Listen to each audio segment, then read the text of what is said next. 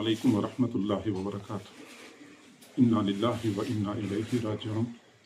انتہائی افسوس اور دکھ کے ساتھ اطلاع دی جا رہی ہے کہ ہم سب کے محسن مربی، سلسلہ نقشبندیہ کی عظیم روحانی شخصیت، محبوب العلماء والصلحاء، حضرت مولانا حافظ پیر ذوالفقار احمد صاحب نقشبندی مجددی اپنی عمر بھر کی محنتوں اور دینی خدمات کا صلہ اور اجر پانے کے لیے اپنے کریم رب کے پاس تشریف لے گئے ہیں۔